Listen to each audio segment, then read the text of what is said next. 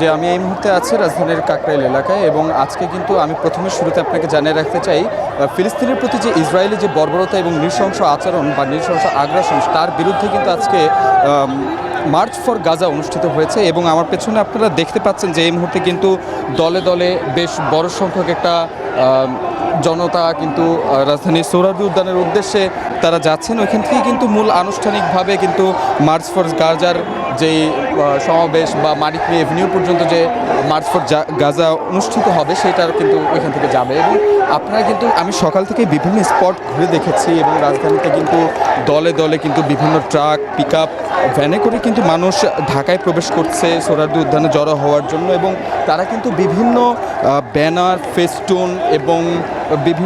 Festoon এবং তারপরে গিয়ে আপনার হাতে কিন্তু ফিলিস্তিনের পতাকা নিয়ে নানা বিভিন্ন স্লোগানে কিন্তু তারা এই ফিলিস্তিনের প্রতি সহমত জানিয়ে কিন্তু আজকের এই ইসরায়েল বিরোধী সমাবেশে অংশগ্রহণ করেছেন। এবং দেখেন আমার সামনে কিন্তু আপনারা এখন দেখতে পাচ্ছেন যে এই যে ফ্রি প্যালেস্টাইন লেখা একটি বড় ব্যানার নিয়ে এবং নেতানিয়াহুর কিন্তু ছবি দিয়ে বানানো একটি প্রতিকৃতিতে কিন্তু জুতার মালা দিয়ে কিন্তু তাদেরকে প্রতিবাদ জানাচ্ছেন তারা।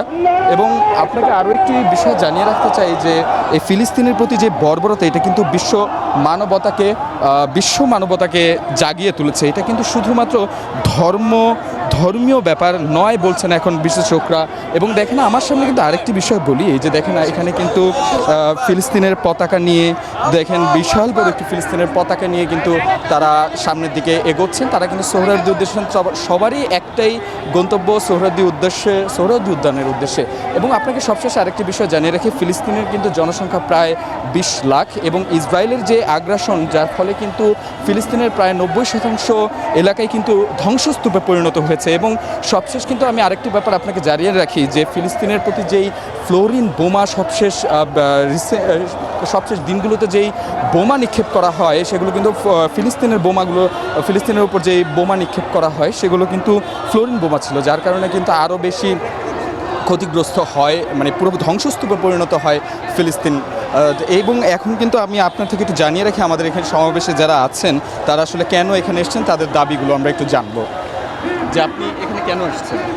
আমি আসছি আমাদের ভাই ফিলিস্তিনের অধিবাসীর ওপর মর্মম নিষ্ঠুর বর্বর যে হামলা চালায় প্রায় 70,000 থেকে 80,000 মানুষ, শিশু, নারী এবং সর্বস্তরের মানুষকে তারা হত্যা করেছে, শহীদ করে দিয়েছে।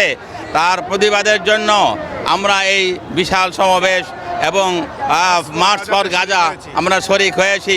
আমরা চাই মুসলিম বিশ্বের সমস্ত মুসলমান একত্রিত হয়ে মানবতাবাদী একত্রিত হয়ে সেই ইসরায়েলকে জালেমকে এই দুনিয়ার বুক থেকে নিশ্চিহ্ন করে দেওয়া হোক। এবং আমরা চাই যে আমরা জেহাদ করব, সমস্ত মুসলমান একত্রিত হয়ে, মুসলমানদের উপর এখন জেহাদ ফরজ হয়ে গেছে। সমস্ত মুসলিম রাষ্ট্রগণ যেন জেহাদে শরিক হয়, তাদের অস্ত্র শস্ত্র সেনাবাহিনী দিয়ে ইসরায়েলের বিরুদ্ধে মোকাবেলা করে আর এই দেশকে জালেমকে নিশ্চিহ্ন করে দেয়। আজকে এই জন্য আমরা এখানে উপস্থিত হয়েছি।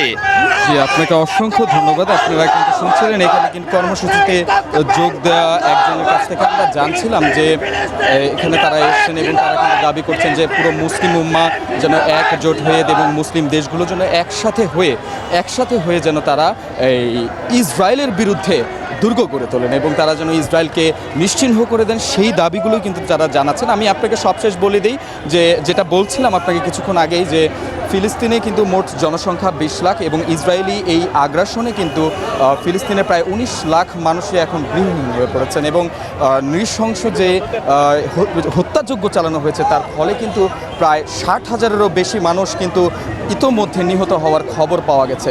তো এই ছিল আমার কাছে আজকের মার্চ ফর গাজার সর্বশেষ।